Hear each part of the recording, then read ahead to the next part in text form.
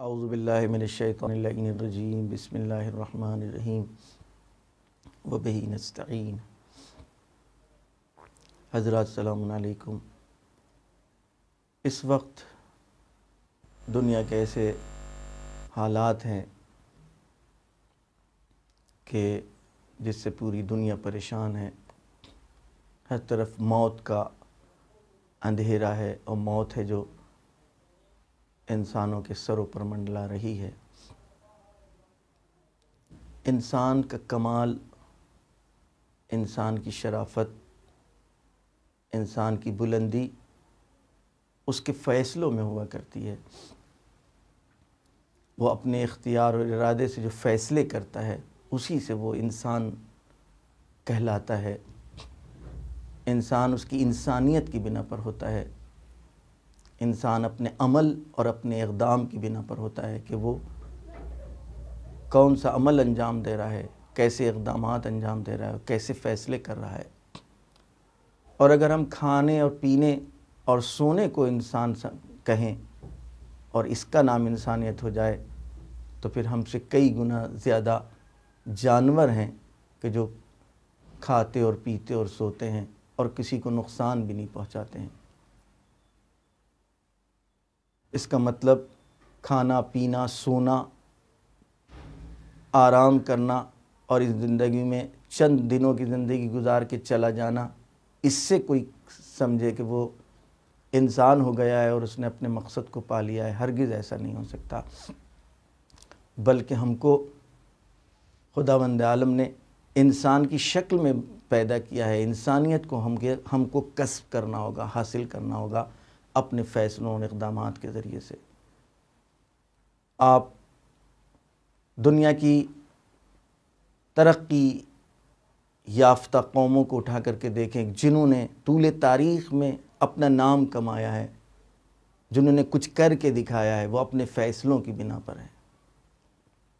اگر اقوام و قومیں تباہ و برباد ہوئی ہیں تو اپنے غلط فیصلوں کی بنا پر ہیں۔ خداوند عالم کی سنت یہ رہی ہے کہ وہ نعمتوں کو دے کر بھی امتحان لیتا ہے اور نعمتوں کو چھین کر بھی اور لے کر کے بھی امتحان لیتا ہے۔ لیکن اللہ کے جو وہ بندے ہیں جو اپنی بندگی کو نہیں بھولتے، جو اپنی آئیڈینٹی کو نہیں بھولتے، جو یہ نہیں بھولتے وہ کہاں سے آئے ہیں اور کہاں جانا ہے اور پھر ان کو کیا کرنا ہے، وہ ہر حال میں اللہ کی بارگاہ میں شاکر بندے کہلاتے ہیں۔ جناب سلیمان کو دیکھیں، پروردگار نے ہر طرح کی نعمتوں سے نوازا۔ قرآن نے ان کے لیے بھی کہا عبد شکور ہے یہ بندہ، اس لیے کہ نعمتوں نے اس کو بھلایا نہیں، وہ اپنی بندگی سے غافل نہیں ہوا۔ جناب ایوب کو بعنوان امتحان اور آئیڈیل پیش کیا کہ جس سے خداوند عالم نے تمام طرح کی نعمتیں لے لی تھیں اور صرف یہ دکھانا تھا کہ میرا خاص بندہ اگر اس سے یہ دنیاوی نعمتیں لے جائیں تب بھی وہ اپنی بندگی کو نہیں بھولتا ہے۔ اس کا مطلب انسان چاہے فرد ہو یا قومیں ہوں، وہ اپنے اقدامات اور اپنے عمل کے ذریعے سے پہچانے جاتے ہیں اور اپنے آپ کو پہچانواتے ہیں۔ ہم جس سماج اور معاشرے میں زندگی گزار رہے ہیں اس میں ہم کو یہ دیکھنا ہوگا کہ ہم کیا کر رہے ہیں اور جو کچھ ہو رہا ہے اس کے مقابل میں ہماری ذمہ داری کیا ہے۔ اگر ہم اپنی آنکھ بند کر لیں تو ہم انسان نہیں کہلائیں گے، ہم اپنے کانوں کو بند کر لیں تو ہم انسان نہیں کہلائیں گے۔ ہم کو اسی پرآشوب اور شور والے سماج میں رہ کر اپنی کانوں کو کھولنا ہوگا، اپنی آنکھوں کو کھولنا ہوگا، اور اس کے بعد جو ہم فیصلے کریں گے اس سے ہم انسان بن سکتے ہیں۔ اور پھر وہ کہ جن کے پاس محبت اہل بیت جیسی دولت اور سرمایہ ہو، جن کے پاس اللہ کی عظیم کتاب قرآن کی شکل میں خداوند عالم نے ہدایت کی صورت میں دی ہو، یعنی جن کا رابطہ، جس قوم کا رابطہ دونوں سرمایہ سے، اللہ کی عظیم ترین نعمتوں سے، اہل بیت سے بھی ان کا تمسک ہو، قرآن سے بھی ہو، وہ کیسے اپنی قوم میں، اپنے سماج میں ہونے والے اقدامات کے اوپر وہ آنکھیں بند کر سکتے ہیں اور اپنی کانوں کو بند کر سکتے ہیں؟ ہرگز ایسا نہیں ہو سکتا۔ انسان کتنے دن زندہ رہے گا؟ 100 سال، 200 سال؟ لیکن آخر میں تو اس کو اس دنیا سے جانا ہے۔ وہ اپنے فیصلوں سے یاد کیا جائے گا، اپنے اقدامات سے یاد کیا جائے گا۔ کہیں ایسا نہ ہو کہ ہم خاموش رہ کر یہ سمجھ کر کہ بھائی ہم سے کیا مطلب ہے، ہمارا اس میں کیا رول ہے، ہم کہیں لعنت کے مستحق نہ بن جائیں، لعنت کے حقدار نہ بن جائیں۔ ہم جب زیارت پڑھتے اپنے مولا کی، اپنے امام کی، تو کیا کہتے ہیں؟ لعن اللہ امتن قتلت کا ولعن اللہ امتن سمعت بذالک ورضیت بہ۔ لعنت اس گروہ اور اس امت اور اس قوم پر بھی کہ جنہوں نے آپ کو قتل کیا ہے، اور لعنت اس گروہ اور اس قوم پر بھی کہ جنہوں نے اس پورے ماجرے کو دیکھا اور خاموش رہے اور راضی رہے، وہ بھی لعنت کے مستحق ہیں۔ آپ قرآنی سنت کو اٹھا کر کے دیکھیں کہ موجودہ جو نصارہ تھے، جو یہودی تھے، ان کو خداوند عالم نے گویا لعنت سے خطاب کیا ہے۔ جب سوال کیا گیا تو کہا جاتا ہے انہوں نے قتل نہیں کیا۔ جب پوچھا گیا کہ انہوں نے تو قتل کیا نہیں، تو جواب یہ دیا جاتا ہے کہ انہوں نے قتل نہیں کیا، لیکن یہ اپنے گزشتہ بزرگوں کے اس فعل کے اوپر راضی ہیں۔ انہوں نے خاموشی اختیار کی ہے، انہوں نے احتجاج نہیں کیا، انہوں نے پروٹیسٹ نہیں کیا، انہوں نے مخالفت نہیں کی ہے۔ لہٰذا ممکن ہے ہم ڈائریکٹ اور مستقیم کسی عمل میں مرتکب نہ ہوں، لیکن بہت سے ایسے اقدامات ہیں کہ جن اقدامات کو میرے سامنے کیا جا رہا ہے، ہم دیکھ رہے ہیں اور خاموش رہیں، اور ہم یہ کہیں کہ یہ فلاں فلاں کا جھگڑا ہے۔ نہیں میرے عزیز دوستوں، آج جو موجودہ حالات خاص طور سے ہمارے شہر میں اور ہمارے صوبے میں ہونے والے ہیں، جو وقف کی آواز ہے اور وقف کا مسئلہ ہے، پورے لوگ، سبھی لوگوں کے سامنے اوقاف کے مسائل ہیں۔ کس نے چوری کی ہے، کس نے دیانت داری کی ہے، کس نے وقف کی حفاظت کی ہے، آنے والا وقت بتائے گا۔ ممکن ہے کوئی اس دنیاوی عدالتوں سے اپنے آپ کو بچا لے جائے، لیکن کیا خدا کی عدالت سے بچا سکتا ہے؟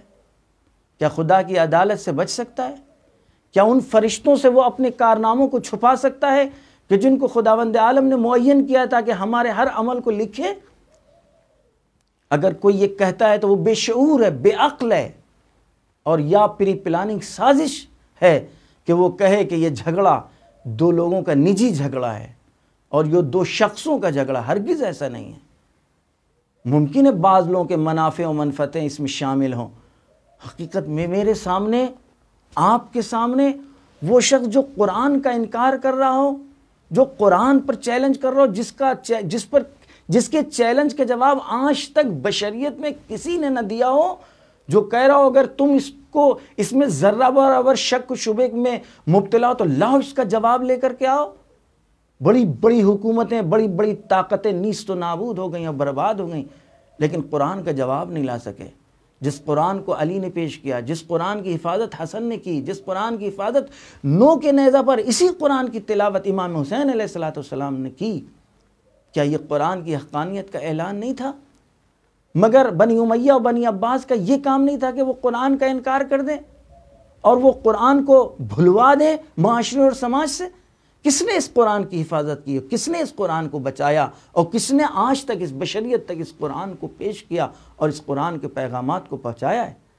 اہل بیت کے علاوہ کوئی اور ہیں؟ آج اہل بیت کے نام لیوا ہوں، اہل بیت کے چاہنے والے ہوں، موجود آپ ہیں، انشاءاللہ ہم ہیں، اور ہمارے سامنے ایک شخص جو قرآن کا انکار کر رہا ہو، جو دشمن کی سازش کا ایک آلے کار بن چکا ہو، نہیں پتا کس نے اس سے یہ کہلوایا، کس نے اس کو یہ لقمے دیے، جو قرآنی آیات کا انکار کر رہا ہے۔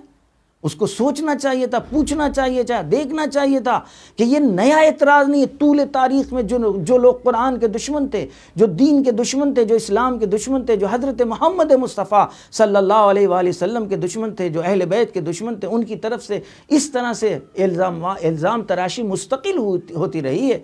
ہمارے اہل بیت نے، ائمہ نے ان کا جواب دیا ہے، بتایا ہے کہ ان آیات کا مطلب کیا ہے، یہ آیات کی شان نزول کیا ہے، یہ آیات کن لوگوں کے سلسلے میں نازل ہوئی ہیں۔ لیکن آنکھ بند کر کے کوئی آئے اور اس طریقے کی الزام تراشی کرے اور سینہ چوڑا کر کر کے ہمارے معاشرے و سماج میں اس طریقے سے، اور آج پھر دوبارہ جب چناؤ کا موقع آئے اور ہم پھر آنکھیں بند کر لیں، ہم پھر اپنی سماعتوں کانوں پر ہاتھ دھر لیں، خدا کی قسم ہمیں جواب دینا ہوگا، ہم اپنے عمل کے ہیں۔ میری قبر میں کوئی مولانا نہیں آئے گا، میری قبر میں کوئی مولوی نہیں آئے گا، میری قبر میں کوئی نیتا نہیں آئے گا، کوئی منسٹر اور کوئی حکومت نہیں آئے گی، میری قبر میں میرا عمل آئے گا۔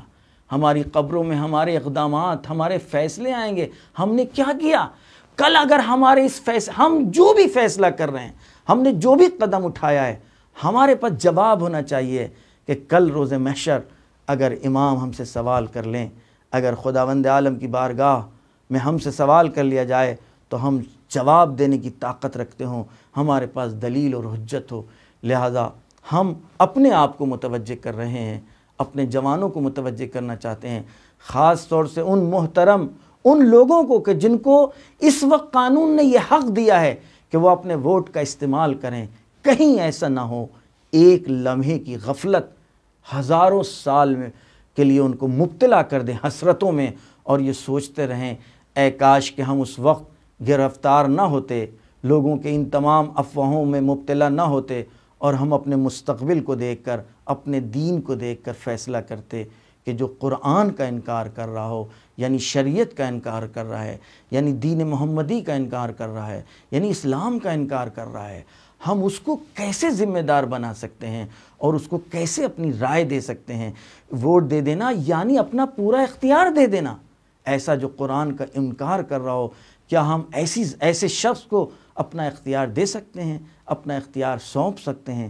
سوچیں، غور کریں اور پھر فیصلہ کریں۔ روز محشر ہم نے اپنی طرف سے اپنی ذمہ داری پوری کر دی ہے۔ وما علینا الا البلاغ، ہم نے جو ذمہ داری کی طرف متوجہ کرنا تھا وہ پیغام پہنچا دیا۔ آپ ہیں اور آپ کے فیصلے ہیں۔ قبر کی تاریکی اور تنہائی ہوگی اور آپ کا عمل ہوگا اور آپ کو جواب دینا ہوگا۔ وآخر دعوانا ان الحمد للہ رب العالمین۔